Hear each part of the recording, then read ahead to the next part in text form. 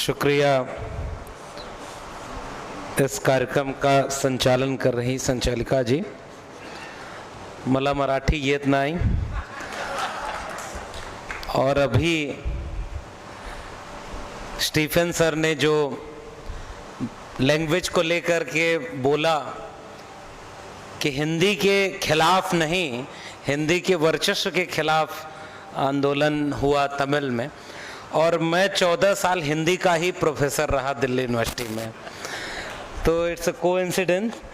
और मैं सबसे पहले इस नागरिक मूलभूत हक अभियान के संयोजक और इस आयोजन के सूत्रधार प्राचार्य सुनील वाकेकर साहब का आभार व्यक्त करता हूं कि आपने इतने शानदार कार्यक्रम में हमें आमंत्रित किया। और मैं हिंदी में अपनी बात रखने की इजाज़त मांगते हुए मैं इसलिए भी शुक्रिया कहता हूं सुनील जी को कि कई बार इस देश में लोगों को समझाना पड़ता है कि भारत क्या है, राष्ट्र क्या है, और इस कार्यक्रम को देख करके, इसकी डाइवर्सिटी को देख करके कोई भी अगर समझना चाहे तो वो बड़ी आसानी से समझ सकता है कि इतनी डाइवर्सिटी जहां हो उसी का नाम भारत है। और सब एक साथ बैठ करके एक सूत्र, एक धागा जो विचार का है, उसके नाते एक मंच पर एक साथ बैठकर संवाद कर रहे हैं। में ईवी रामास्वामी नायकर पेरियार की एक प्रतिमा स्थापित कर रहे हैं और उस कार्यक्रम में आना था। हमारे कोविड के दौर में डॉक्टर साहब बैठे हुए हैं, डॉक्टर वसंत हरकल साहब और तमाम ओबीसी संगठन के लोग ऑनलाइन कुछ परिचर्चा कर रहे थे। तो पहली बार, जैसे पहले कोई और नाम से, भी स्टीफन साहब ने पूरी हिस्ट्री भी बताई कि इस शहर का पहले नाम कुछ और था, फिर औरंगाबाद हुआ और अब छत्रपति संभाजी नगर, तो उससे पहला ताल्लुक वहां हुआ, लेकिन वो ऑनलाइन था। और फिर आज से तकरीबन 2-3 साल पहले की बात होगी, एक आयोजन में विद्रोही लेखिका कवित्री, तो हमारे मुंह से निकला कि हिंदी। तो फिर इन्होंने पूछा कि आप कहाँ के रहने वाले हैं। मेरी बहुत खराब अंग्रेजी है और सर की बहुत अच्छी अंग्रेजी, लेकिन अब मुझे अंग्रेजी में ही बात करना पड़ा। तो जब मैंने बताया कि मैं उत्तर प्रदेश के आजमगढ़ का रहने वाला हूं, तब इन्होंने कहा कि फिर आपकी मदर टंग तो हिंदी कैसे हुई। मैंने कहा हाँ, वो भोजपुरी है। तो उन्होंने कहा अगली खूबसूरत बात थी, वहीं से मैं अपनी बात शुरू कर रहा हूं। वो कहता है कि इन अलग अलग तरह के लोगों को दो चीजें जोड़कर एक राष्ट्र बनाती हैं, साझा सुख और साझा दुख। अगर दो अलग अलग डाइवर्सिटी के लोग एक दूसरे की खुशी में खुश होना शुरू कर दें, तो इसका मतलब वो एक है कहीं ना कहीं। और इससे ज्यादा बड़ी बात कि वो दो अलग अलग पहचान के लोग एक दूसरे के दुख को अगर महसूस करते हुए दुखी हो रहे हैं, तब मानो वो एक राष्ट्र में रह रहे हैं, वरना वो एक राष्ट्र के बाशिंदे नहीं है। भूगोल के नक्शे पर खींच दी गई लकीरों के बीच आने वाले जमीन के टुकड़े से राष्ट्र नहीं बनता, राष्ट्र वहां के नागरिकों से बनता है और उन नागरिकों के साझापन से बनता है। इसलिए इस कार्यक्रम में मैत्री की बात की जा रही। दो अलग अलग तरह के लोग, अगर कश्मीर को दर्द हो और कन्याकुमारी को महसूस ही ना हो, तो फिर किस बात का राष्ट्र है। एक भाषा वर्चस्व की बात करें, हम तो हिंदी बोलने वाले प्रदेशों के हैं, और उधर आमतौर पर हमारे एक बार कॉलेज में सर सेमिनार हुआ, हम भी हिंदी के प्रोफेसर, और आजकल जिस विचारधारा का, पहले हम बोलते थे कि हुकूमत है, सरकार है, अब कहते हैं आतंक है। और वो बोलने की हिम्मत तो उन दो महापुरुषों से मिलती है जिनकी मैत्री के ऊपर ये कार्यक्रम है, डॉक्टर बाबा साहब अंबेडकर और ईवी रामास्वामी नायकर पेरियार। संचालिका जी ने अभी मेरे परिचय में कहा कि इस वैचारिक सफर में नौकरी भी गई लेकिन डरे नहीं, जितना मैं मराठी समझ पाया। और मैंने उस संघर्ष को भी एक किताब के रूप में तब्दील किया, प्रोफेसर की डायरी, और उसके बाद एक दूसरी किताब जाति जनगणना पर लिखी है, जिस पर मेरा आज का व्याख्यान है। उस समय भी मेरे सामने ये मौका था कि मैं थोड़ा सा अपनी रीढ़ को झुका लेता तो 1.5-2 लाख की नौकरी मिल जाती, और जब नौकरी बचा लेता तो संविधान बचाने निकल पड़ता। आसान है, पहले अपना घर बचाना, पहले अपनी नौकरी बचाना। मगर मुझे ये लगा कि अगर विचारधारा, उसूल और ज़मीर का समझौता करके कोई नौकरी मिलती तो फिर मैं नौकरी का ही होता। ऐसे महापुरुषों के विचार पर कभी बोलने लोगों के बीच नहीं आ पाता जिन्होंने हमें झुकना नहीं सिखाया, हमने विचारधारा के नाम पर लड़ना सिखाया है। डॉक्टर बाबा साहब अंबेडकर कभी झुके नहीं, समझौता नहीं किए अपने उसूलों से, अपने विचारों से। और ईवी रामास्वामी नायकर पेरियार, अभी तो बातचीत में प्राचार्य सुनील जी ने कितनी शानदार बात कही कि एक से आज भी हमें कलम की ताकत मिलती है और एक से आज कलेजे की ताकत मिलती है। तो इस तरह के लोगों के साथ जब उनके बारे में बात करना हो तो अंदर भी तो एक नैतिकता होनी चाहिए। हम अंदर चोरी करके आए और सामने चोरी की बुराई करें। एक शेर हमारे हिंदी के कवि ने लिखा, बड़ा अच्छा, उसका तर्जुमा यह है कि पक्षियों के बचाने, संरक्षण पर वो घंटों भाषण दे रहा जो अभी अभी एक मुर्गा खाकर आया है। तो ये तो इस समय इस देश में इसी का दौर है।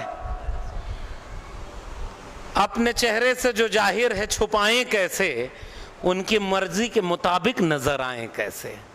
हमारे अंदर जो था वो तेवर झुकने वाला नहीं था, लेकिन हां वही तेवर हमें हिम्मत देता है जब हम अपने वैचारिक महापुरुषों के ऊपर बात करते हैं, और वही ईमानदारी देता है। हम बेईमानी से अपने महापुरुषों को याद नहीं कर सकते और न उनके सपनों का भारत कभी बना सकते हैं। और आज अगर हमें डॉक्टर अंबेडकर के, फूले के, पेरियार के, संत गाडगे के, छत्रपति शाहू जी के, शिवाजी के, या तमाम बहुजन महापुरुषों के सपनों का भारत बनने की तस्वीर दूर दिखाई दे रही है, तो उसकी एक बड़ी वजह हम खुद हैं। शायद हम उतने ईमानदार नहीं हैं जितने ईमानदारी का तकाजा उन बहुजन महापुरुषों ने देखा था, और यह हमें स्वीकार करना होगा। आज हमारे भीतर खाई बन गई, हमारे भीतर मतभेद हो गया, हमें बांट दिया गया। पहले किसी ने वर्ण सिस्टम बना करके बांटा और वर्ण व्यवस्था में कुछ लोगों को मुख से पैदा किया क्योंकि उन्हें श्रेष्ठ बताना था। मैं तो कई बार हैरान होता हूं कि देश के मौजूदा वजीर आजम जिल्ले इलाही जब बाहर जाते हैं तो कहते हैं कि हम उस देश से आए हैं जिसने दुनिया को युद्ध नहीं बुद्ध दिया था, और जब लौटते हैं तो बुद्ध के खिलाफ युद्ध छेड़े हुए हैं। ये साहस हम कहते हैं। आज हम गए अजंता के गुफाएं देखने, सुनील बाबू के सौजन्य से। पिछली बार आए थे तो नहीं जा पाए थे। लगभग 2000 साल पुरानी वो गुफाएं, वो किस इतिहास को बताती हैं? कोई था जो बुद्ध के खिलाफ उनके बाद युद्ध छेड़ रहा था, और बुद्ध के तुरंत बाद युद्ध छेड़ रहा था। उसने किताबें जलवाई, उसने लाइब्रेरी जलवाया, उसने बौद्ध भिक्षुओं की हत्याएं करवाई, और उसने ये कोशिश की कि जिस धरती पर बुद्ध पैदा हुए वहां से बुद्ध को मिटा दिया जाए। और उसका नतीजा है कि बुद्ध को मानने वाले ऐसी कई जगह जा करके छिपते हैं, और जहां छिपते हैं वहां भी बुद्ध की आज भी ऐसी तस्वीरों, ऐसी लकीरों को कुरेदते हैं कि वो इतिहास आज भी विश्व की धरोहर बनकर के खड़ा है। मैं ये सवाल पूछता हूं जिल्ले इलाही है और उनके मानने वाले लोगों से कि ये बुद्ध के खिलाफ हमला करने वाला कोई इंग्लैंड से आया था, या भूटान और श्रीलंका से आया था, या अरब देशों से आया था, कोई मुसलमान था, कब आया और कब यह हमला हुआ? सवाल का जवाब ये बौद्धिक लोग अपने आप जानते हैं कि बुद्ध के खिलाफ पहला युद्ध छेड़ने वाले इसी देश के लोग थे, जो आज उन्हीं के परिवार के लोग कहते हैं हिंदी को राष्ट्रभाषा होना चाहिए। जपो निरंतर एक जुबान, हिंदी हिंदू हिंदुस्तान, ये उनका नारा है कि भारत क्या है? हिंदुस्तान है। भारत की भाषा कौन सी होनी चाहिए? हिंदी। और मैं बहुत बधाई देता हूं सर, मैं भी यूनिवर्सिटी का assistant professor ad hoc basis पर था, लेकिन आज मुझे लगा कि मैं एक स्टूडेंट के बतौर बैठा हूं और मेरा एक प्रोफेसर मेरे सामने एक लेक्चर दे रहा है जिसने मुझे बताया कि आइड ऑफ इंडिया क्या होता है। तो इस बहुत शानदार लेक्चर के लिए आपका शुक्रिया, यह बताने के लिए कि भाषाओं का इतिहास कितना शानदार है। और कुछ लोग कहते हैं कि मां एक ही रही, और अभी आपने देखा कि वो तो जबरदस्ती मां बनाया जाता है। दक्षिण भारत की भाषाओं की मां अलग है, लेकिन कैसे इतिहास उसकी गाथा गाता है जो जंग में जीता हुआ होता है, क्योंकि विजेता ही इतिहास लिखते और लिखवाते हैं, हारे हुए लोगों का इतिहास नहीं मिलता। मैंने अपनी पहली किताब प्रोफेसर, हम कलम और किताब की बात करने यहां पर इकट्ठा हुए हैं, और आज वही इतिहास यहां पर दोहराने की बात हो रही। तकरीबन 5000 साल का ज्ञात इतिहास इस मुल्क का है। हम पढ़े लिखे लोग हैं इसलिए हम 5000 साल कहते हैं, कुछ अनपढ़ कहते हैं कई लाख साल पुराना इतिहास है, जबकि जीरो का आविष्कार कब हुआ? समझदार को इशारा काफी। कुछ बातें मैं इशारे में बोलूंगा क्योंकि लौटना मुझे उत्तर प्रदेश है, जहां आजकल सच बोलने पर मुकदमा हो जाता है। आपके यहां तो खूब बोला जाता है, खूब। हमारे यहां आइए देखिए, जिस मैत्री की बात प्राचार्य सुनील कर रहे हैं, ईवी रामास्वामी नायकर पेरियार और बाबा साहब डॉक्टर अंबेडकर की, इस मैत्री की अगर सबसे ज्यादा जरूरत किसी को है तो वो उत्तर भारत को है, जिसे पूरी तरह से अंधविश्वास, पाखंड और हमेशा एक विचार का गुलाम बनाने पे तुले हुए लोग हैं। पूरी तरह से वहां विचारी गुलामी है। कल हम जहां होटल में ठहरे हुए थे, हमारे डॉक्टर साहब आए हुए थे, शशिकांत पाटेकर जी, बड़ी लंबी बातचीत हुई, स्टडी सर्किल चलाते हैं, आए हुए हैं, और बहुत दार्शनिक ढंग से उन्होंने कहा कि हम कैसे कलम की बात करके एक कंटिन्यूएशन में विचार के संघर्ष को आगे बढ़ाएंगे। आपके अपने शहर में बहुत मैं बधाई देता हूं कि तकरीबन 5-7 जगह पर यह स्टडी सर्किल चल रहा है। और मुझे याद आता है, आप अगर मेरी किताब प्रोफेसर की डायरी पढ़ेंगे तो पाएंगे कि आज से तकरीबन 10 साल पहले, जब हम उस यूनिवर्सिटी में पढ़ते थे जहां अंबेडकर, फूले, पेरियार पर बात नहीं होती थी, जो अंबेडकरवादी भी था वो चुपचाप अंबेडकरवादी था, क्योंकि 99% वो लोग थे जिनके इतिहास के ग्रंथों में लिखा है कि वो मुख से पैदा हुए थे, वही प्रोफेसर थे, वही वाइस चांसलर थे। आजकल जब मैं ये कह देता हूं मुख से पैदा हुए थे तो इसको भी सब कहते हैं कि हमारा मजाक उड़ा रहे हैं। हमने थोड़ा ही लिखा है, लिखा तुम्हारे पूर्वजों ने, कह दो कि नहीं पैदा हुए थे। जिल्ले इलाही अब अगली बार अमेरिका जाएं तो कहें कि तुम आज चैट जीपीटी और एआई ले आए हो, हमारे यहाँ आज से हजारों साल पहले दुनिया में इंसान एक तरह से पैदा होता था, हमारे यहाँ मुख से भी पैदा हुआ। बोलना चाहिए, वहां नहीं बोलते इसलिए क्योंकि दुनिया वाले हंसेंगे। और आप यहां पर, ये आपके उन किताबों में लिखा है जिनके खिलाफ तर्कवादी, विज्ञानवादी और वैज्ञानिक चेतना से युक्त हमारे महापुरुषों ने इसकी आलोचना की, और महाराष्ट्र की जमीन पर खड़े होकर बीमारी पैदा किया उन लोगों ने, इलाज किया हमारे महापुरुषों ने डॉक्टर बनकर। और महाराष्ट्र की जमीन पर एक बड़े डॉक्टर को याद करना जरूरी है जिसका नाम था महात्मा गोविंदराव ज्योतिराव फूले, जो उन्होंने गुलामगिरी लिखकर इस तरह की बीमारी का इलाज किया। एक ही सवाल पूछा था, अगर मुख से बच्चा पैदा हुआ तो गर्भ कहां ठहरा? इससे ज्यादा बोलने पर उत्तर प्रदेश में मुकदमा होता है सर, इसलिए इससे ज्यादा आपको पढ़ने के लिए छोड़ देता हूं। इतना लॉजिकल सवाल पूछा, और इसी बात का 5000 साल का इतिहास हमारा है, लॉजिक का, तर्क का और मनुष्यता का, इंसाफ और इंसानियत का। अगर मैं डॉक्टर बाबा साहब अंबेडकर के और ईवी रामास्वामी नायकर की मैत्री की बात करूं तो उस मैत्री में दोनों कई जगह पर एक थे। यह अलग बात है, इतिहास हमारे पूर्व के वक्ता ने बताया और बाद में आप जानते होंगे 1925 के आसपास से दोनों के एक होने के रास्ते दिखने लगते हैं। भले ही वो दोनों फिजिकली 1940 के आसपास मिल पाए, लेकिन एक कुटी अरसों में अपने उस लेखों के बीच डॉक्टर अंबेडकर के संघर्ष का सलामी की तरह लेख लिख रहे थे। चाहे वो महार सत्याग्रह चौदाड़ आंदोलन हो, चाहे 1936 में एनिलेशन ऑफ कास्ट की बात हो, डॉक्टर बाबा साहब अंबेडकर को बहुत ही सम्मान से कुटी अरसों में पेरियार ने याद किया है और कई जगह पर लिखा है कि वंचितों शोषितों को ऐसे नायकों की जरूरत है। और इसके बाद दोनों की वो मैत्री जो आपके इस पूरे आयोजन में दिखती है, वो मैत्री थी। दोनों संपादक थे, अखबार निकालते थे, दोनों जाति व्यवस्था का विनाश चाहते थे, दोनों पाखंड अंधविश्वास को मानते थे कि वो धर्म के लिबास में पीढ़ी दर पीढ़ी इस देश में थोपा गया है। दोनों चाहते थे कि पाखंड अंधविश्वास और अंधश्रद्धा खत्म हो।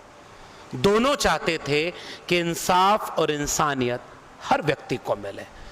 दोनों आत्मसम्मान आंदोलन चाहते थे। दोनों चाहते थे कि सम्मान बराबर का हो। 2026 के भारत को ऐसी अनगिनत मैत्री की जरूरत है और ऐसे कार्यक्रम उस मैत्री को अगर बना पाएं तब मैं इस कार्यक्रम को सफल समझूंगा। जैसे मैं उत्तर प्रदेश से चलकर आया, हमारे मित्र तमिलनाडु और महाराष्ट्र के दूसरे इलाके से चलकर आए और हम एक जगह पर एक हैं कि हाँ, इस देश को फिर से फूले अंबेडकर पेरियार के सपनों पर चलने का जरूरत है और इसीलिए इस मैत्री की वजह से इस कार्यक्रम को हम सफल चाहते हैं। आज क्योंकि जिस आरएसएस के विचार का हमला हमारे देश के ऊपर है वो मैत्री नहीं चाहता। उसके बुनियाद है आपस में लड़ाना। पहले उन्होंने वर्ण व्यवस्था बना करके बांटा। अब मैं एक फिलॉसफिकल क्वेश्चन भी इसमें रेज करता हूं। बहुत पढ़े लिखे विद्वान लोग हैं और मेरी किताब जाति जनगणना, जिस पर मेरा टॉपिक भी है आज का, यह किताब बेसिकली मेरे 10 साल के अध्ययन की, मनन की, संघर्ष की और पिछले 2 साल के एक साथ लिखने की कोशिश का नतीजा है। अब तक जाति जनगणना पर मुकम्मल कोई किताब आपको नहीं मिलेगी। कोई किताब उसके कंटेक्स्ट पर बात करेगी, कई किताबें ऐसी हैं टुकड़ों में कि कुछ आर्टिकल जहां जहां लिखे गए उसको बात करेगी, लेकिन जाति के उद्भव का इतिहास क्या है इस पर अलग किताब आपको मिल जाएगी। खुद बाबा साहब ने इतनी किताबें लिखी हैं, बहुत सारी किताबें मिल जाएंगी। लेकिन ये जो नई जनरेशन है, जिसको कई बार ये लगता है कि हमारी जाति के साथ तो शोषण ही नहीं हुआ, हम क्षत्रिय हैं, इधर वाली है कि नहीं दिक्कत हमारी तरफ बहुत ज्यादा है। कुछ लोगों को अक्सर ये लगता है कि हमारा शोषण नहीं हुआ है तो हम तो वहां हैं, और जब वहां पहुंचते हैं तो वहां से धक्का खाते हैं। फॉर एग्जाम्पल मैं एक बात बताऊं कि मैं यादव कम्युनिटी, मेरे नाम में यादव लगा है, तो आज वो ओबीसी में आते हैं, बैकवर्ड क्लास में, किसान जातियां। लेकिन एक फिलोसफिकल क्वेश्चन रेज करते हुए मैं अपनी बात को कह रहा हूं। बहुत सारे लोगों को लगा कि हमारे साथ अछूत तो बनाया नहीं, हमें तो मंदिर में भी जाने देते थे, हमें तो हर जगह जाने देते थे, हमें अछूत नहीं बनाया, तो हम भी क्षत्रिय हैं। हमारे यादों में से, अभी गूगल करिएगा, पढ़िएगा, इटावा एक जगह है उत्तर प्रदेश में। इटावा में 2 लोग कथा कहने लगे, चुटिया बढ़ाई, बड़ी लंबी, 14-15 साल लगा चुटिया बढ़ाने में, मंत्र पढ़ा, खूब अच्छी कथा कहते थे। और अचानक एक बार क्या हुआ कि पता चल गया कि यादव होकर के कथा कह रहा है, उसकी 15 साल पुरानी चुटिया कटवा ली और पता नहीं कौन सा जल डाल करके उसको पवित्र कर रहे थे, शुद्ध कर रहे थे। तब मैंने पूछा कि जो आप बनना चाहते हो वहां कुर्सी पर बैठे लोग तो आपको मान ही नहीं रहे, बहुत सारे ऐसे लोगों को लगता है। उत्तर हमारे यहां एक इतिहास है जो इस किताब में आपको मिलेगा। 90s या 1970 से 80 के बीच में उत्तर प्रदेश और बिहार में मुख्यमंत्री बने कर्पूरी ठाकुर। पता नहीं आप में से कितने लोग जानते होंगे। वो नाई समाज के थे, ओबीसी में आते थे, बहुत छोटी सी पॉपुलेशन। लेकिन इस देश में वर्ण व्यवस्था बनाने वालों ने क्या किया, पेशे के हिसाब से सम्मान तय किया। कुम्हार, लोहार, बढ़ई, नाई, मोची, निषाद, मल्ला, केवट, किसान, कमेरा, इस तरह के पेशे से इज्जत तय होने लगी। आप कम सम्मान वाले हो क्योंकि आप पैरों से पैदा हुए। मैं इसे उलट कर देखता हूं, जो उत्पादक जातियां थीं, श्रमशील जातियां थीं और उनकी आबादी बहुत ज्यादा थी। तो आप कभी, मैं अगली बार आता तो स्लाइड बना के मैं भी आऊंगा सर, आपने इतना अच्छा समझाया, क्योंकि उस स्लाइड से समझ में आया था पॉपुलेशन की पिरामिड बनाएंगे तो बिल्कुल ऐसा बनेगा। टॉप में कुछ लोग 1.5-2%, 3% हैं, फिर उसके नीचे 3-4%, 5%, कुल मिला के 10%, और नीचे आएंगे तो 90% पॉपुलेशन जिसकी है वो है भारत देश में एजुकेशन में, एम्प्लॉयमेंट में, लैंड ओनरशिप में, जो बड़ी बड़ी पोस्ट है, जो देश चलाते हैं, उनमें कैसे अगर उस पिरामिड को बताएंगे तो वो उल्टा बनेगा। 90% पॉपुलेशन 10% भी नहीं है, और 10% पॉपुलेशन 90% उन कुर्सियों पर बैठी है जो देश को चला रहे हैं। फिर मैं वहां से जहां शुरू किया था, फिर ये देश सबका कैसे हुआ। अब तक मान लीजिए 100 चीफ जस्टिस बने होंगे, 100 में 90 SC ST OBC अगर हैं, तो क्या 100 में 90 SC ST OBC आपके जज बने? क्या 100 में 90 वाइस चांसलर अगर इस देश में है? और करंट डेटा बताता हूं इस समय का, कास्ट सेंसस क्यों जरूरी है। 45 सेंट्रल यूनिवर्सिटी, और अगर मैं गलत नहीं हूं तो 44 में 3% पॉपुलेशन वाले हैं वाइस चांसलर। मैं जब 3% कह रहा हूं तो समझ तो गए होंगे ना कि किसकी बात कर रहा हूं। समझदार को इशारा काफी। एक बार गांव में क्या हुआ सर, अब आप लोग इतना धैर्य से बैठे हैं तो थोड़ा आराम से बात करेंगे। एक आदमी ने एक तोता पाला था। उसका दोस्त जब घर आए तो तोता उससे कहता था कि पागल आ गया, पागल आ गया। 2-3 दिन कंटिन्यू ये बात बोला। तो एक दिन उसका दोस्त अपने मालिक, उसके शिकायत करता है तोते के मालिक से कि जब मैं आता हूं ये तोता मुझे देखता है और कहता है पागल आ गया। तोते का मालिक आया और डांट के बोला कि देखो खबरदार, ये मेरा सबसे अच्छा दोस्त है, इसको आइंदा कभी तुम पागल नहीं बोलोगे। तोता बोला ठीक है। अगली बार जब आया घर वो, तो तोता कुछ नहीं बोला। वो व्यक्ति तोते को देखा, तोता उसको देखा, दोनों चुप रहे। फिर वो अंदर जाने लगा तो तोता कहा सुनो, समझ तो गए होगे कि कौन आया है। तो ये कुछ बातें अब समझ की इशारे में भी कहनी जरूरी है। जैसे ही मैं कहूं कि मुखस्य जायते, तो आप तुरंत समझ लेना 3%। 45 central universities, out of 45 central universities official data 42 का था जब यूजीसी आया था अभी कुछ दिन पहले। पता है आपको, यूजीसी का एक रेगुलेशन आया कि SC ST OBC के साथ अगर कैंपस में कास्ट बेस्ड डिस्क्रिमिनेशन होगा तो एक समता समिति बनेगी जो जस्टिस करेगी, और पूरे देश में उसका विरोध हो गया। वो है पावर। 3% लोगों ने विरोध करके उस कमेटी को रुकवा दिया, और कोर्ट ने कहा कि क्या हम वापस अमेरिका बनना चाहते हैं जहां ब्लैक्स के लिए अलग स्कूल और व्हाइट के लिए अलग स्कूल। फिर मैं यहां खड़े होकर के एक सवाल करता हूं कि साहब आप अमेरिका कब नहीं बने?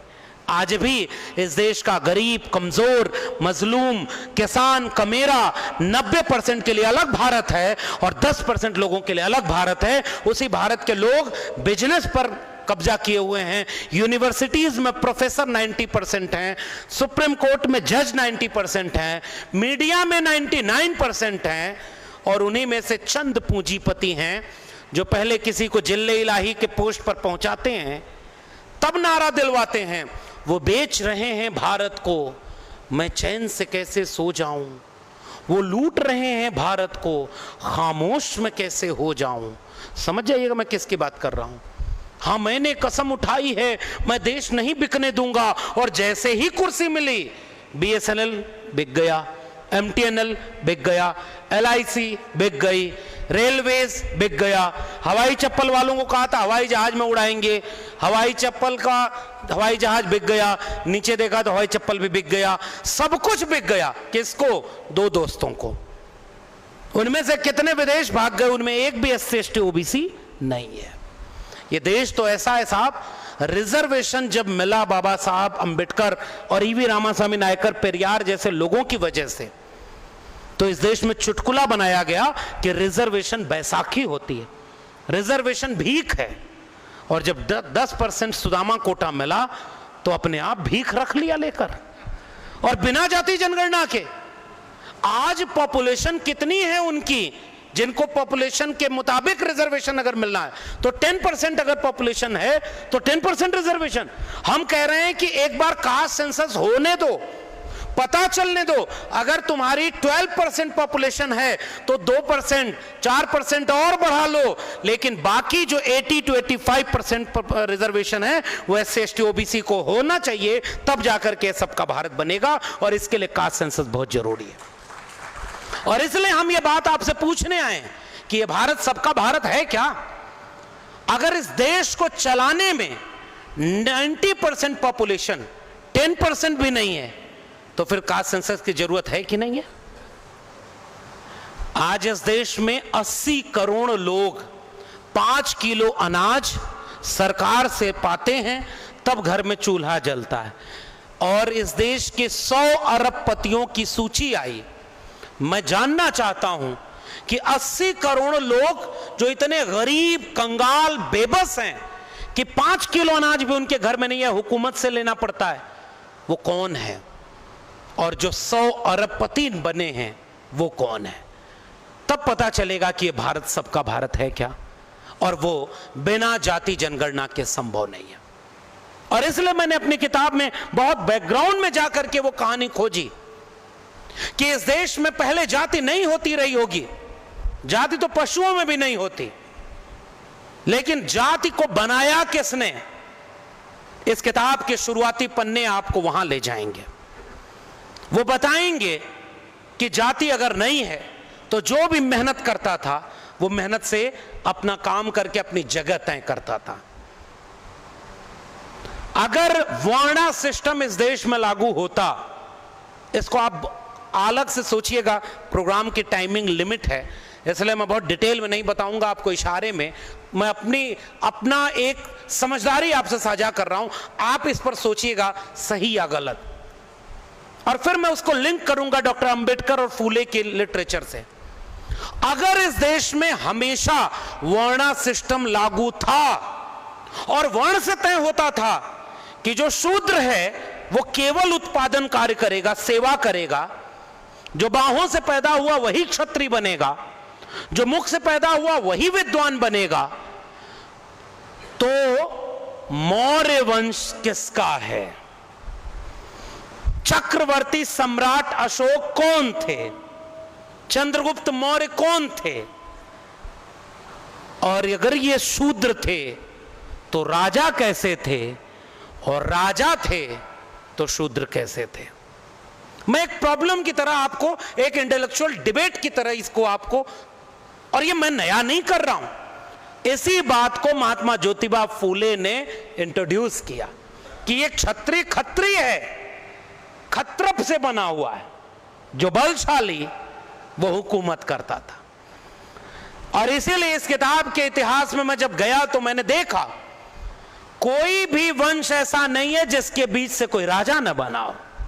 हमारे स्टीफन साहब ने अभी जो बातें कही, इन्होंने एक जगह बताया कि जब एक आदिवासी व्यक्ति हिंदी में किताब लिख रहा था तो इन्होंने कहा कि तुम्हारे आदिवासी गोंडी लैंग्वेज में या संथाली लैंग्वेज में कौन काम करेगा।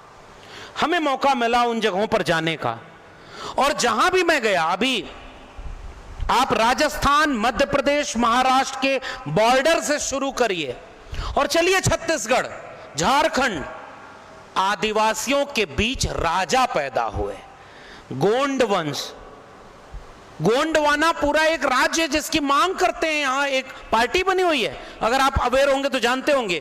भीलवाड़ा, गोंडवाना, ये तो ट्राइब्स थे, और अगर ट्राइब्स थे तो तुम्हारे हिसाब से तो शूद्र हुए। हालांकि इस किताब में मैंने यह भी बताया है कि वर्ण सिस्टम दो लोगों पर कभी फिट ही नहीं हुआ, वैसे तो किसी पर फिट नहीं हुआ, यह जबरदस्ती थोपा गया है। पहला आदिवासी ट्राइब्स, उनका कोई कल्चर मिलता ही नहीं इन वर्ण सिस्टम को बनाने वालों से, तो वो फिट कैसे होगा? ये जिस देवी देवते की पूजा करते वहां वो देवी देवता है ही नहीं। मैं गया हूं उनके बीच में साहब।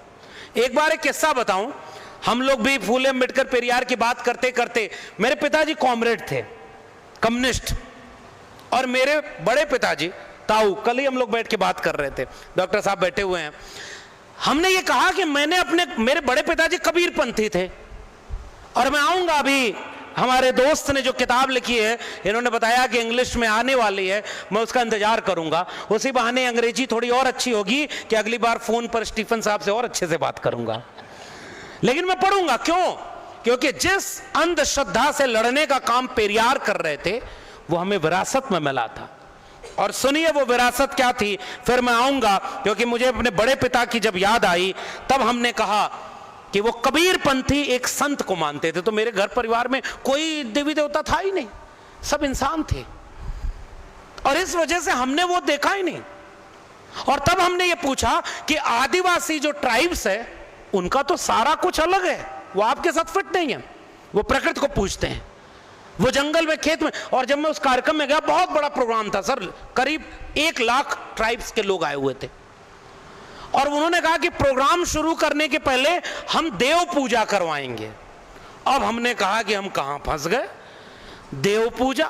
फिर हमने एक के कान में बोला, हम पूजा वूजा थोड़ा सा, मुझे बहुत अच्छा लगा सर, मैं इसके लिए भी बधाई दूंगा। और हमारी संचालिका जी ने पहले ही कहा कि इस कार्यक्रम में एक फूल, एक माला, एक दीपक नहीं है। और क्या गजब का वो आपने किस्सा सुनाया कि जब चप्पल उतारने पर नाराज हो गए पेरियार के मानने वाले कि ये तो पेरियार का अपमान है। ये चीज है जो हमारे प्रैक्टिकली आना चाहिए। और आजकल बुद्धिस्ट लोग भी खूब अगरबत्ती जलाते हैं। अब मैं उससे ज्यादा नहीं बोलूंगा, थोड़ी आलोचना तो अपनी भी होनी चाहिए। एक जगह मैं गया और ऐसे ही बाबा साहब और पेरियार साहब और फूले साहब की फोटो थी, उन्होंने कहा माला पहना दीजिए, और मैं जूता पहना था सर, और कोई मकसद नहीं था। सब लोग चप्पल जूता उतार रहे थे, मैं चप्पल जूता पहन करके माला। नाराज हो गए वहां खड़े बुजुर्ग, आप जब हमारे महापुरुषों का सम्मान नहीं कर सकते तो कैसे आप जो है अम्बेडकरवादी हो। तब मैंने कहा कि अगर बाबा साहब भी ये देखते तो नाराज हो जाते कि अम्बेडकरवाद में जूता उतारना कहां लिखा है, और तुम सब जूता उतरवा रहे हो। बाबा साहब तो जो बात हमने अभी डॉक्टर साहब से कल बात हो रही थी, हमने बोला, और ये मैं किस्से की शक्ल में क्यों कह रहा हूं, मैं जानता हूं कि ये प्रबुद्ध समाज यहां बैठा हुआ है। अगर आप समझदार नहीं होते, जितनी मेरी उम्र नहीं उससे ज्यादा उम्र जो लोगों ने संघर्षों में दिया होगा वो सामने बैठे हैं, तो हम उन्हें ज्ञान देने नहीं आए। और न हमें ये भ्रम और गुमान है कि हम दिल्ली से चल के आए हैं तो बड़े ज्ञानी हैं। नहीं भाई, हम तो सीखने आए हैं। हम ऐसे कार्यक्रमों में इसलिए जाते हैं ताकि जब कभी हम लड़ाई में अकेले पड़ें तो हमें याद आए कि ये हमारे मिशन के लिए, विचार के लिए लड़ने वालों का कारवां औरंगाबाद में भी इतना है। इसलिए आपसे हिम्मत लेकर के लौटेंगे, और इसलिए हम इस कार्यक्रम में आपके बीच में आए। तो हम कोई नई बात कहने नहीं, हमसे ज्यादा आप जानते होंगे। और इसलिए मैं आपसे कह रहा हूं कि पेरियार और डॉक्टर बाबा साहब अम्बेडकर, डॉक्टर अम्बेडकर ने तो साफ तौर पर कहा था कि व्यक्ति पूजा नहीं होनी चाहिए, और हम अम्बेडकर को पूजने लगे। और आप ये साबित करवाते हैं, जितने ओबीसी हो, डॉक्टर लक्ष्मण यादव कितने बड़े अम्बेडकरवादी हो, साबित करो। ओबीसी रोज साबित करे कि वो अम्बेडकरवादी है या नहीं। इसके चक्कर में कहीं हम अपनों के बीच मैत्री जो बन रही थी, कहीं वो कमजोर तो नहीं कर रहे। मेरी गुजारिश है, इसको सोचिएगा। अगर हम तराजू लेकर तौलेंगे कि कौन प्योर अम्बेडकरवादी है, तो उन तर्कों पर कहां ठहरोगे जहां उन्होंने कहा था कि रोटी बेटी का संबंध करना, और जो शेड्यूल कास्ट कम्युनिटी की जातियां हैं वो भी अंतरजातीय विवाह कितना करती हैं, जरा हमको बताएं। फिर आलोचना तो सबकी होनी चाहिए, लेकिन मैं गुजारिश करता हूं कि कोई बात नहीं, अगर 10 बातें डॉक्टर अम्बेडकर ने कही हैं और हमारे ओबीसी समाज में केवल 2 बातें भी मानना शुरू किया, तो हम पहले उसको बुला के सम्मानित करेंगे कि चलो 2 तक आया, एक दिन आएगा जब वो 10 बातें मानने लगेगा। पहले दूध में मट्ठा तो डालिए, फिर वो दूध फटेगा। विचार मट्ठा डालने का काम करता है, और जबरदस्ती विचार कभी नहीं जा सकता। आरएसएस भी जबरदस्ती नहीं गया। आरएसएस को पता था अगर संगठन टूटेगा तो हम कमजोर होंगे। आज 100 साल की जयंती मना रहा है, टूटा नहीं। और बाबा साहब अंबेडकर के बनाए संगठन कितने टुकड़ों में हुए, इस दिल के टुकड़े 1000 हुए, कोई यहां गिरा कोई वहां गिरा। बड़े अफसोस के साथ मुझे कहना पड़ता है, Buddhist society of India, Milind college कहां है आज? डॉक्टर अंबेडकर तो कलम से क्रांति की रोशनी जला रहे थे। बौद्ध विहारों में क्या हो रहा है, डॉक्टर अंबेडकर ने लिखा था। थोड़ी आलोचना हमें अपनी करनी चाहिए। हम प्योरिटी को तलाशेंगे तो हम कमजोर पड़ते चले जाएंगे। मेरा मानना है कि न्यूनतम सहमति बनानी चाहिए, मिनिमम अलायंस। चलो आपको भी संविधान प्यारा है, हमको भी प्यारा है, तो चलो संविधान के नाम पर तो एक हो जाते हैं। आप भी एनिहिलेशन ऑफ कास्ट चाहते हो, हम भी चाहते हैं, तो चलो 2 कदम और आगे बढ़ाते हैं। आप भी चाहते हो कि अंतरजातीय विवाह हो, हमने तो कर ही लिया। और मैंने कल डॉक्टर साहब को ये बात बताई थी। पहले सोचा था चुपचाप कोई खर्चा नहीं करेंगे, सर्टिफिकेट पर साइन करके हम लोगों ने कर ली शादी। बाद में पता चला कि हमारे रिश्तेदारों से लेकर गांव तक में चर्चा हो गई कि ये जो यादव कुल का नाशक है, अब इसके घर कोई खाना नहीं खाएगा क्योंकि इसकी पत्नी शेड्यूल कास्ट है। तब मैंने लगा कि मैं उधार मांगकर बम्पर पार्टी किया और उन सबको सबसे पहले बुलाकर खिलाया जो हमारे खिलाफ बोल रहे थे, क्योंकि मुझे लगा कि अगर मैं ये मिथ को तोड़ूंगा नहीं तो अगली बार शायद कोई हिम्मत नहीं कर पाएगा। इसलिए हमें अपने व्यवहार में डॉक्टर अंबेडकर को जीना चाहिए। और खुद डॉक्टर अंबेडकर कहते थे, मुझे मूर्तियों में नहीं किताबों में ढूंढना, मैं किताबों में मिलूंगा और हम पूजें। मूर्ति जरूरी है, क्योंकि मूर्ति उन लोगों को भी एक हिम्मत देती है जिनको पता ही नहीं कि उनके बीच से कोई अंबेडकर पैदा हुआ था, कोई फूले पैदा हुआ था। उनको कम से कम एक मूर्ति आईना दिखाती है कि अगर आपके बीच से कोई पैदा हुआ था तो ये अगर हो सकता है तो हम भी होंगे। और नेक्स्ट स्टेप उसका होता है, पहले मूर्ति फिर विचार। जहां विचार नहीं पहुंचा वहां मूर्ति तो पहुंचने दो। हमारे उत्तर प्रदेश में हमें पता है, इसी महाराष्ट्र में आए थे मान्यवर कांशीराम और चाहते थे रिपब्लिक पार्टी ऑफ इंडिया के साथ काम करना, लेकिन उन्होंने यहां का झगड़ा देखा था। इसलिए मेरी नहीं मानो तो कांशीराम जी की तो मानो, कितने टुकड़े थे, और वापस लौट करके गए।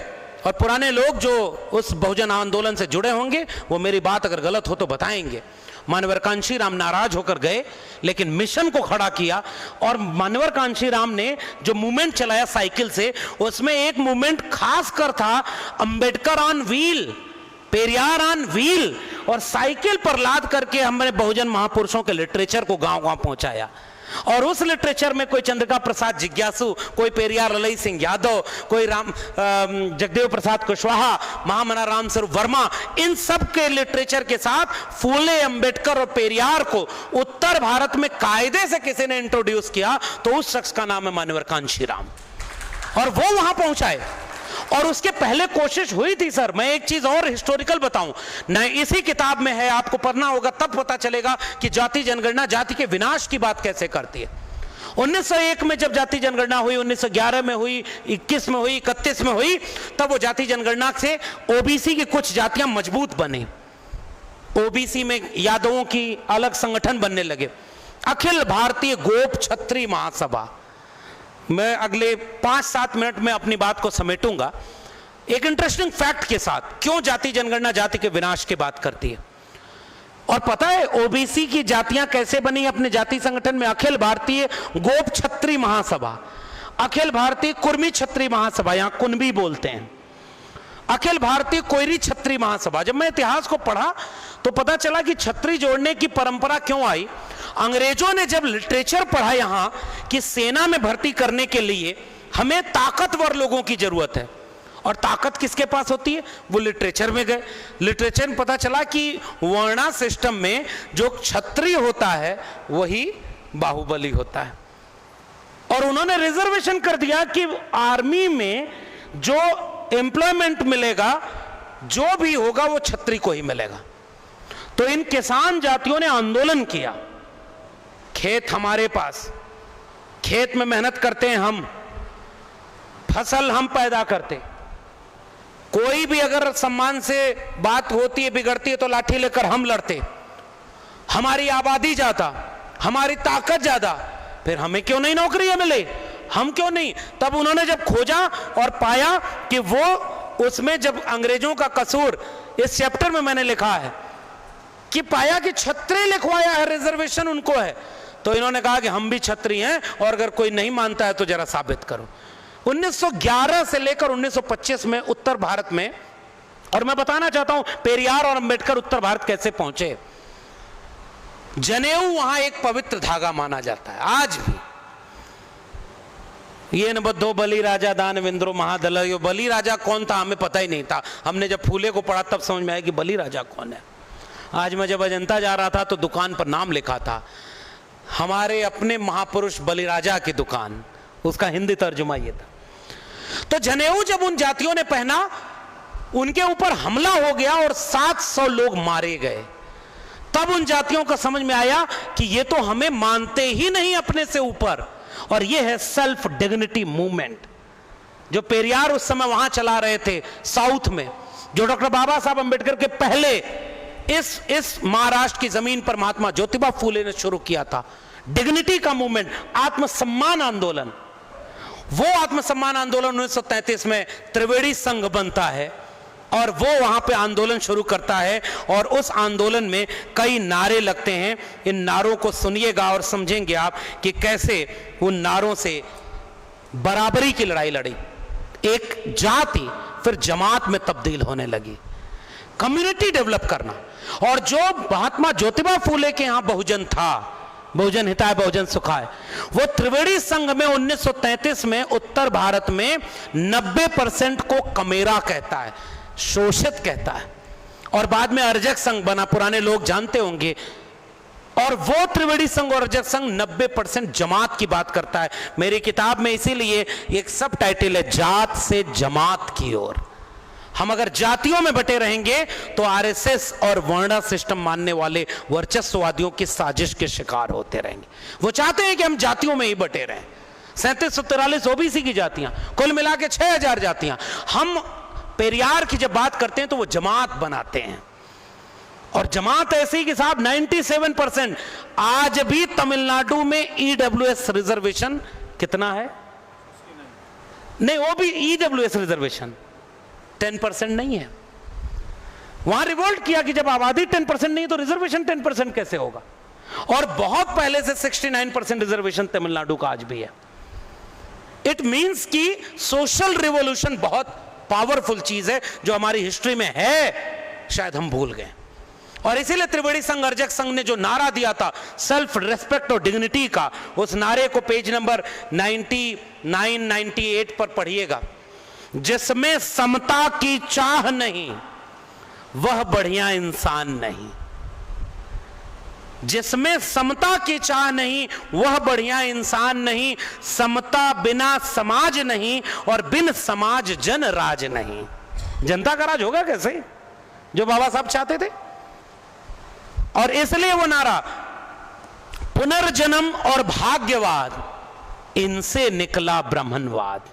1933, 35, जब तक अभी पेरियार साहब वहां पहुंचे नहीं है, डॉक्टर बाबा साहब अंबेडकर का विचार पहुंचने लगा है। और उसके बाद आरएल चंदापुरी पटना में बाबा साहब अंबेडकर को बुलाकर एक बड़ा कार्यक्रम करते हैं और उस पर हमला होता है। बहुत विस्तार में है, पढ़िएगा आप, बहुत वक्त नहीं लूंगा। पुनर्जन्म और भाग्यवाद, इनसे निकला।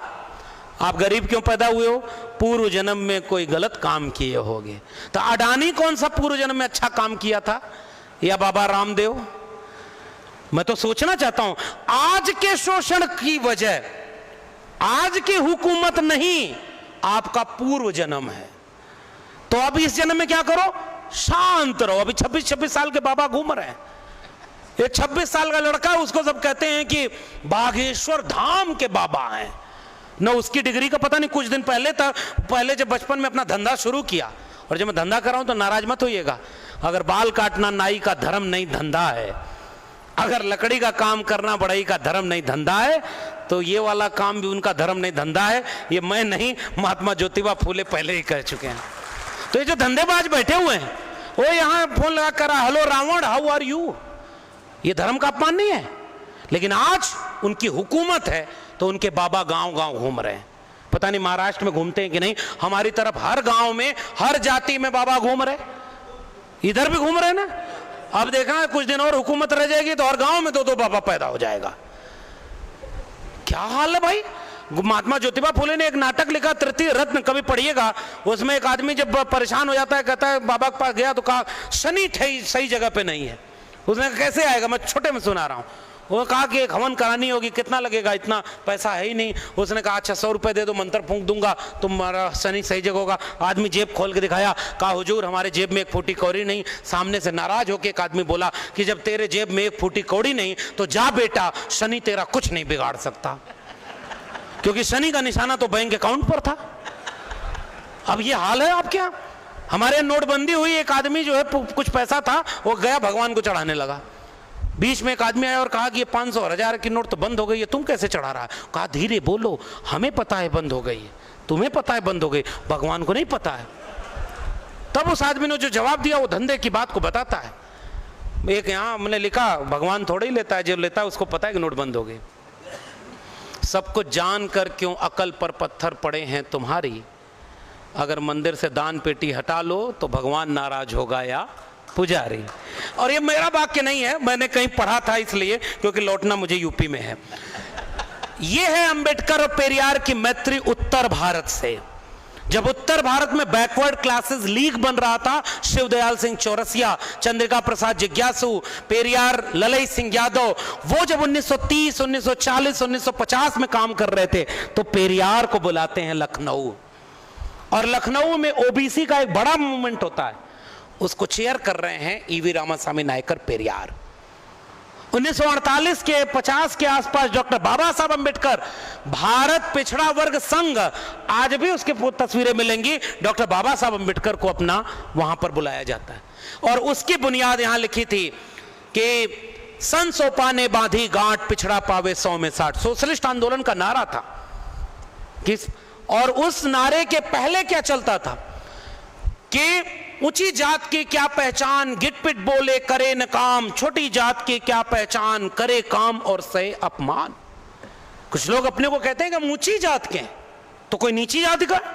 इसका आंदोलन सन 1940s 50s में चल रहा है उत्तर भारत में। और तब तक डॉक्टर बाबा साहब अंबेडकर के राइटिंग्स भी ट्रांसलेट नहीं हुई है। जैसे 1936 की राइटिंग बाबा साहब की एनिलेशन ऑफ कास्ट को कैसे ट्रांसलेट करके पेरियार साहब ने दक्षिण भारत में प्रसारित करवाया, वो काम चंद्रिका प्रसाद जिज्ञासु और ललई सिंह यादव ने किया। जब सच्ची रामायण, इतना रिवोल्यूशनरी काम, रिवोल्यूशन की ताकत यही होती है कि आज भी भाजपा वहां पर सरकार नहीं बना पाई। मैं नाम लेके कह रहा हूं, ये होता है सोशल मूवमेंट। हमारे यहां क्यों ऐसा हुआ कि सरकार आई और फिर चली गई।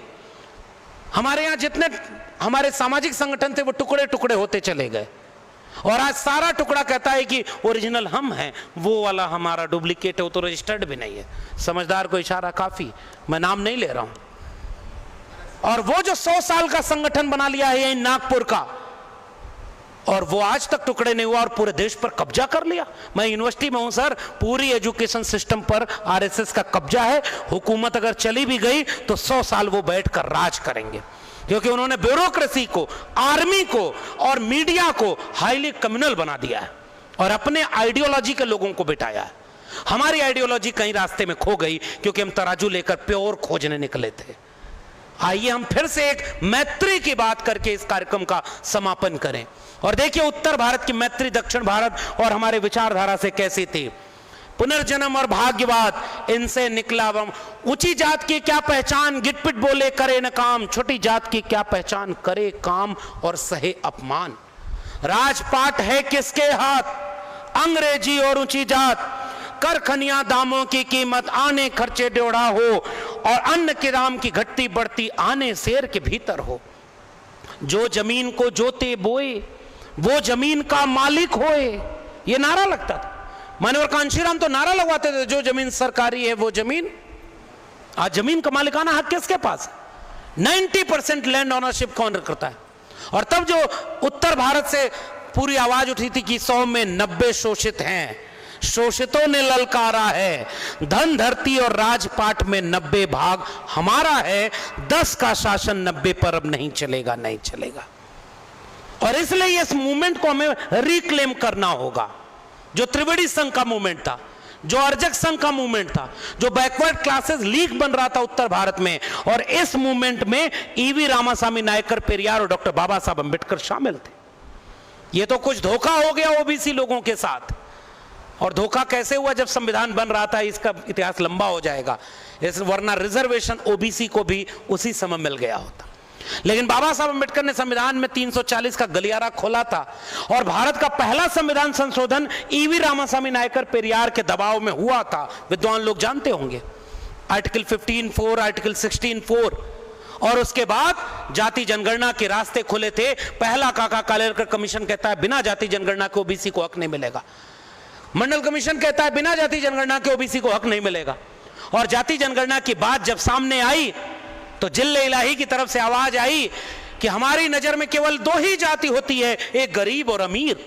14 तक मुख्यमंत्री थे गुजरात के, तब जाति नहीं बताई थी। प्रधानमंत्री बनने गए तो कहे कि मैं ओबीसी मां का बेटा हूं। कब? जब 2002 में अपने मुख्यमंत्री थे तो अपनी जाति को ओबीसी में डाल लिया। इसका मतलब है कि धोखे हुए हैं, और पिछले हुकूमत ने भी किया। जब 2010 में एक कॉमन कॉन्सेंसस बन गया था पार्लियामेंट में कि 2011 की जनगणना में जाति जनगणना होगी, तो धोखा हो गया। फिर उसके बाद जब मूवमेंट चला, सोशलिस्ट मूवमेंट चला, जमीन पर बहुजन मूवमेंट चला, तब जाति जनगणना की मांग पैन इंडिया मूवमेंट बनी।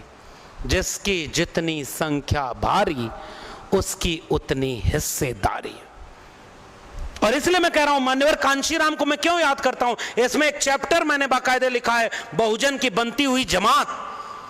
क्योंकि मंडल लागू करने के लिए 4 लोग उत्तर प्रदेश के गाजीपुर के मोसा मुजाहिबपुर में शहीद हुए थे, और चारों शेड्यूल कास्ट कम्युनिटी के थे और लड़ रहे थे ओबीसी के रिजर्वेशन के लिए। यह है मैत्री, यह है मैत्री। मान्यवर कांशीराम के 85% में मैत्री दिखती है, जो मैत्री त्रिवेणी संघ और अर्जक संघ से निकलकर अगले पन्नों पर आपको मिलेगी। लेकिन मंडल के बाद जो कमंडल का खतरा आया, उसने हमारे हाथ से सब कुछ छीन लिया है। पहले उन्होंने मुसलमानों के खिलाफ लड़ाया, उसके बाद ओबीसी के कुछ जातियों को बाकी का दुश्मन बनाया। अब वो ओबीसी में कोटा विद इन कोटा और SC ST में भी कोटा विद इन कोटा। कितने हमले आपके ऊपर और होंगे। और रिजर्वेशन को खत्म करने के लिए 2 जगह रिजर्वेशन था, पब्लिक सेक्टर और प्राइवेट सेक्टर में। दोनों बेच दिया अपने दोस्तों को।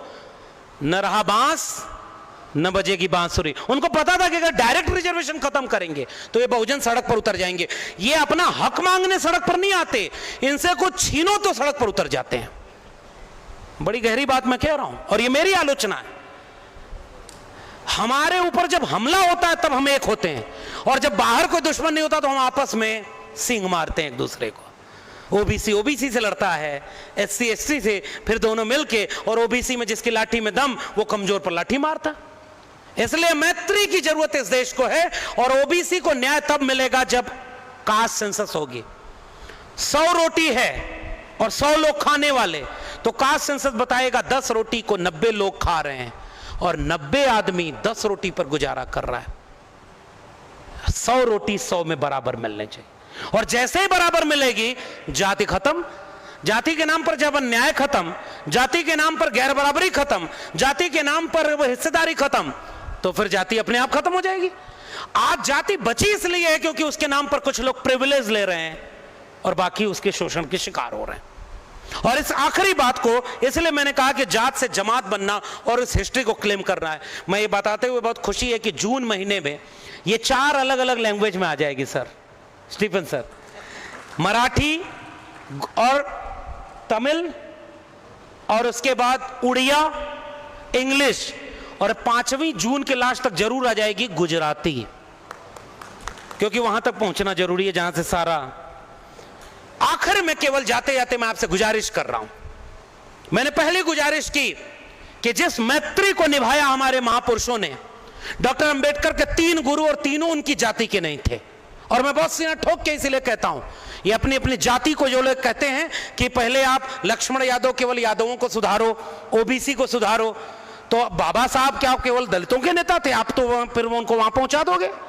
क्या महात्मा ज्योतिबा फूले ने पहले केवल मालियों को समझाया, या संत गाडगे ने केवल धोबियों को समझाया?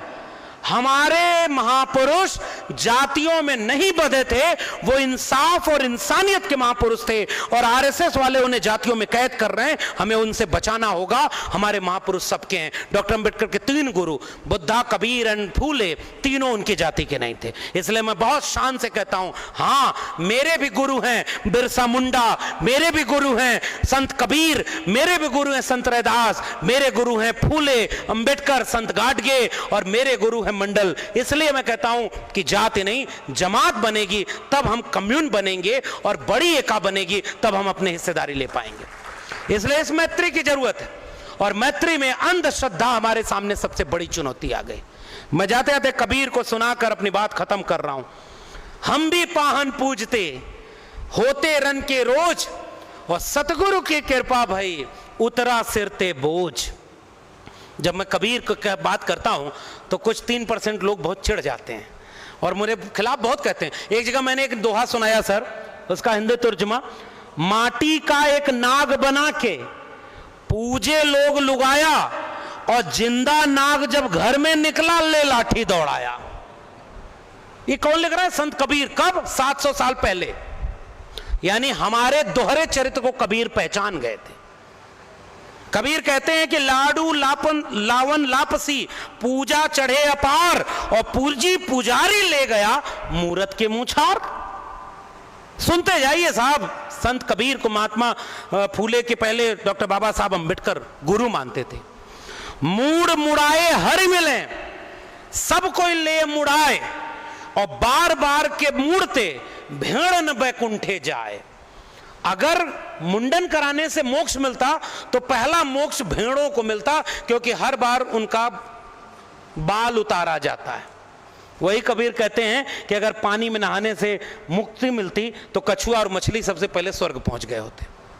ये कबीर लिख रहे हैं, और मुझे लगता है पेरियार तक वो विरासत पहुंची है रैशनल थिंकिंग की, रैशनैलिटी की, वो पीछे की विरासत से मिली जो बुद्धा से चली थी, जो कबीर से। और इसीलिए मेरी किताब के शुरुआत में आप यहां देखिए, मेरे भूमिका अपनी जो खत्म की है वो संत कबीर के। कबीर कुआं एक है, पानी भरे अनेक, और बर्तन में ही भेद है, पानी सब में एक। यही तो एकता की बात है। संत रविदास कहते हैं, जात जात में जात है, ज्यों केतन के पात। रविदास मनुष्य न जुड़ सके जब तक जाति न जात। ये इतनी ही मैत्री करना है सर। हम सबको न्यूनतम सहमति पर मैत्री करना होगा, क्योंकि वक्त बहुत खराब है, और इस खराब वक्त में हम अगर एक होंगे तो एक होने का रास्ता हमारे महापुरुष देते हैं। मैं जानता हूं कि जिन संस्थाओं पर कब्जा है वो जाति जनगणना की घोषणा करा चुके हैं, लेकिन अभी मकान गणना हो रही है, और 34 सवाल हैं, उसमें ओबीसी है ही नहीं, और इस देश का ओबीसी सो रहा है। ओबीसी को जगाओ नहीं, वो इतना बड़ा शेर है कि अगर जगा दोगे तो जाके दूसरी जगह सो जाएगा। मैं तो अभी भी ओबीसी को इसलिए कहता हूं कि भाई 2 काम कर लो, अपने इतिहास को पढ़ लो और अपने हक अधिकार को देखो कि तुम्हारा असली दुश्मन कौन है। जो आपका हक छीन रहा है, आपका हक छीनने का काम किसी एससी एसटी और माइनॉरिटी ने नहीं किया। आपका हक छीनने का काम उन लोगों ने किया जिन्होंने आपको बताया कि आप तो हमारे हो, और आपका हक छीन लिया। इसलिए हमने किताब लिखकर, एक नौकरी रहे जाए, बाबा साहब 10 दिन नौकरी कर पाए थे। मैं गया हूं उस जगह सयाजी बाग बड़ोदरा में, और आके रोए थे कि मैं इतना पढ़ लिख करके आया। 32 डिग्री डॉक्टर अंबेडकर के पास थी, और एक भी फर्जी डिग्री नहीं थी, सब ओरिजिनल डिग्री थी, और उसके बाद उनका आया। और आज किसका राज है भाई? फर्जी डिग्री वाला बाबा बन गया, और उससे ज्यादा फर्जी डिग्री वाला देश चला रहा। आज अंबेडकर कहां है? क्योंकि वही आरएसएस अंबेडकर जयंती भी मना रहा है, और यही मैं खतरा आखिरी बता करके जा रहा हूं। अब वो जानते हैं कि डॉक्टर अंबेडकर को इस देश से मिटाया नहीं जा सकता। पेरियार को तो इसलिए उनके खिलाफ चुप रहते हैं क्योंकि तमिलनाडु में वैसे भी हार रहे हैं और अभी वहां का बात यहां तक आती नहीं, लैंग्वेज प्रॉब्लम या वो सब करके। लेकिन अंबेडकर पूरे देश में पहुंच चुके हैं। उनकी कोशिश है कि अंबेडकर को दलितों का बना दें, ओबीसी का न बनने दें। हम अंबेडकर और मंडल को जोड़ना चाहते हैं, हम अंबेडकर और फूले को जोड़ना चाहते हैं, हम अंबेडकर और पेरियार को जोड़ना चाहते हैं, हम अंबेडकर और जगदेव कुशवाहा, रामस्वरूप वर्मा को जोड़ना चाहते हैं ताकि हम 90% एकता बात करें। यह खतरा है कि वो अंबेडकर को अब मूर्तियां बनाकर पूजने के काम में लगाएंगे। वो मिटा नहीं सकते, इसलिए वो पूजने का काम कराएंगे। जैसे बुद्ध को किसी का अवतार घोषित कर दिया, समझदार को इशारा काफी। जिसको बुद्ध मानते नहीं थे उन्हीं का अवतार बचा पाए। हम प्योर खोज रहे थे ना तराजू लेकर, गलती तो कहीं हमसे हुई ना साहब। कल्पना करिए जिसकी आबादी 90% वो याचक है। कहा हमारे भाई ने, वही बात खत्म कर रहा हूं, हमारी मांगे पूरी करो, यहीं रुक गए। वरना तक तो पहुंच ही नहीं पा रहे साहब। पहुंचे थे वरना तक पेरियार, आज भी जिंदा हैं। पहुंचे थे वरना तक डॉक्टर अंबेडकर, मिटाने की कोशिशों के बावजूद जिंदा हैं। पहुंचे थे वरना तक फूले, घर से निकाला स्कूल खोलने के लिए, पत्थर फेंका, क्या क्या नहीं किया, और फूले आज भी जिंदा हैं। पत्थर फेंकने वाले दफन हो गए। इतिहास विद्रोहियों का लिखा जाता है, कायरों का, गुलामों का और बिके हुए लोगों का इतिहास में कभी नाम नहीं होता। वरना रिपब्लिक पार्टी बनाने वाले मंत्री तो पता नहीं कितने साल से हैं। समझदार को इशारा काफी। बगावत करने वाले कबीर ही जिंदा हैं साहब, जिसकी रीढ़ होगी। और इसीलिए मैंने अपने पुरखों से अगर कुछ सीखा है तो तेवर, जी नहीं सकता तो जीने की तमन्ना छोड़ दे, बहते बहते रुक जाए वो दरिया छोड़ दे, फूल था मैं और मुझे कांटा बनाकर रख दिया, और अब कांटे से कहते हो कि चुभना छोड़ दे। हमें अपने लोगों को भी तो चुभन होनी चाहिए। और इसीलिए हमने बगावत कबूल की, नौकरी के लिए गुलामी नहीं, क्योंकि हमारे पुरखों ने कोई नौकरी का मोहताज नहीं था, विचारों की लड़ाई लड़ रहे थे। और डॉक्टर साहब कल हम जहां बात छोड़कर गए थे वही बात आज भी, कोई प्लेटफॉर्म मिले तो, कोई प्लेटफॉर्म एक करने का, मैत्री का मिले तो हम तमाम पदों और ओहदों को छोड़कर कबीर के रास्ते चलना चाहते हैं, ताकि हम अपने 90% या जितने भी इंसान हैं सबको समता और न्याय दिला सकें। उसी के रास्ते को हमने चुना है और यही महापुरुषों का भारत था। और यही बात मैं खत्म करके जा रहा हूं। अंबेडकर को पूजने के लिए आरएसएस भी तैयार है, अंबेडकर को पढ़ने नहीं देना चाहेगी। आप टिके रहना, वो कहेंगे मूर्ति पर माला, विचारों पर ताला। आप कहना कि नायक पूजा पेरियार भी नहीं मानते थे, नायक पूजा अंबेडकर भी नहीं मानते। हम अपने महापुरुषों को पूजेंगे नहीं, उन्हें पढ़ेंगे और हर हाथ में कलम और किताब लेकर। इसलिए मैंने अपने प्रोफेसर की डायरी में लिखा कि शिक्षा बिक गई, इसलिए हमारे लोग मानसिक गुलाम हो गए। मारे गए इसी महाराष्ट्र यादव को कि जिस पेरियार की बात कर रहे थे वो तो अपनी उम्र पूरी किए, लेकिन नरेंद्र दाभोलकर कितनी उम्र में मार दिए गए। वो भी रैशनैलिटी की बात और अंधश्रद्धा के खिलाफ थे। पंसारे मारे गए, कलबुर्गी मारे गए, गौरी लंकेश मारी गए, और हमारे लोग भी मारे गए। हमारे लोग इसलिए मारे जाते हैं क्योंकि वो अकेले पड़ जाते हैं। हम छोटी छोटी बात, नाक लंबी और दिल छोटा। आइए महाराष्ट्र के लोगों, मैं जब भी आपके यहाँ आता हूं तो एक हिम्मत लेकर लौटता हूं। ये बाबा साहब डॉक्टर अंबेडकर की कर्म भूमि है, ये संत गाडगे की कर्म भूमि है, ये छत्रपति शिवाजी महाराज के स्वराज की भूमि है, छत्रपति शाहू जी महाराज के कोल्हापुर रियासत के जाति जनगणना कराने वाली भूमि है, और यह महात्मा फूले की भूमि है। ये हिम्मत और रोशनी देती है। संत ज्ञानदेव, नामदेव, तुकाराम, संत कबीर के साथ रोशनी देते हैं कि हर विपरीत दौर में ये वक्त बीतेगा, मगर तब जब हम एकजुट होंगे। यही हमारा एकमात्र फॉर्मूला है। और एकजुट होने का रास्ता न्यूनतम सहमति होनी चाहिए, अधिकतम नहीं। अगर सारे गुण मिल जाएं, शादी करते हैं तब 36 गुण मिलाते थे, तब भी सब हो जाता। कोई गुण नहीं मिला सकता भाई। हम न्यूनतम सहमति पर आओ, एक हो कि आप भी संविधान बचाना चाहते हो, हम भी बचाना चाहते हैं, आप भी सामाजिक न्याय चाहते हो, हम भी चाहते हैं, और आप भी अंधश्रद्धा के बिना एक तर्कपूर्ण इंसाफ और इंसानियत का भारत चाहते हैं, हम भी चाहते हैं। आइए न्यूनतम सहमति पर एक हो जाएं, ताकि 25 साल बाद, 50 साल बाद आने वाली पीढ़ियां जब हमारे इतिहास को पढ़ें।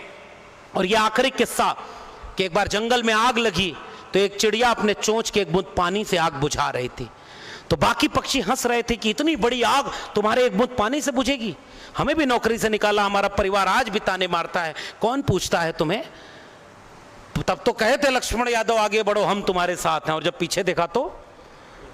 मैं बस इशारे में कहना चाहता हूं, मैं इसकी दुहाई नहीं मांगने आया, क्योंकि जब मैं आगे बढ़ रहा था तो अपने रिस्क पर बढ़ रहा था। और इसलिए मैं कहना चाहता हूं कि उस समय उन्होंने सोचा था कि वो डर जाएगा, चुप हो जाएगा, गुलाम बन जाएगा। मैंने तय किया कि मैं गुलामी कबूल नहीं करूंगा। जुल्म के साये में लब खोलेगा कौन, और हम भी चुप रहे तो फिर बोलेगा कौन। इसलिए हम बोल रहे हैं क्योंकि हमारे ऊपर कर्ज है पेरियार के संघर्षों का।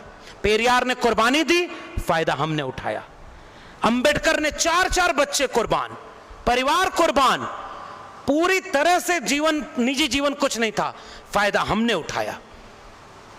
फूले का परिवार कहां था, आप जाकर देखना, फायदा हमने उठाया। संत गाडगे तुकाराम से लेकर के बीपी मंडल और कांशीराम तक कहां है, फायदा हमने उठाया। संविधान का फायदा हमने उठाया। हमसे आने वाली पीढ़ी पूछेगी जब तुम थे तो संविधान था, तुम हमें कौन सा भारत सौंप कर गए कि हम आरएसएस के गुलाम बने बैठे हैं, हम अंधश्रद्धा के गुलाम बने बैठे हैं। तो क्या बोलेंगे हम कि हम नौकरी बचा रहे थे, हम अपना संगठन बचा रहे थे, हम अपनी पार्टी बचा रहे थे? नहीं साहब, वो चिड़िया कहती है कि अगर मैं जानती हूं कि मेरे चोंच के एक बूंद पानी से ये जंगल की आग नहीं बुझेगी, मगर जब इस आग का इतिहास लिखा जाएगा तो मेरा नाम आग लगाने वालों में नहीं, आग बुझाने वालों में शामिल होगा। इसलिए मैं यहां पर बुझाने आई हूं।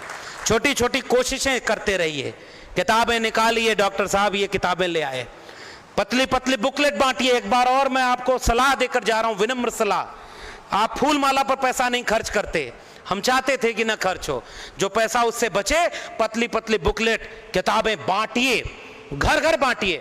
हमारे दोस्त की पेरियार पर किताब, हमारे स्टीफन साहब की किताब, हमारे महापुरुषों की किताब।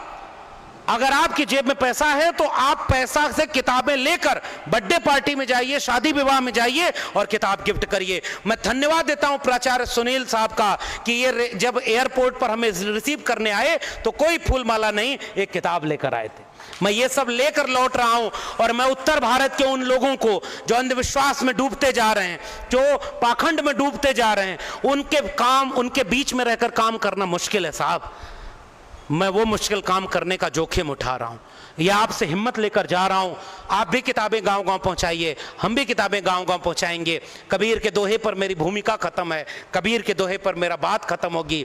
कबीरा खड़ा बाजार में लिए लुकाठी हाथ, जो घर जा रो अपना, चलो हमारे साथ। बहुत बहुत धन्यवाद।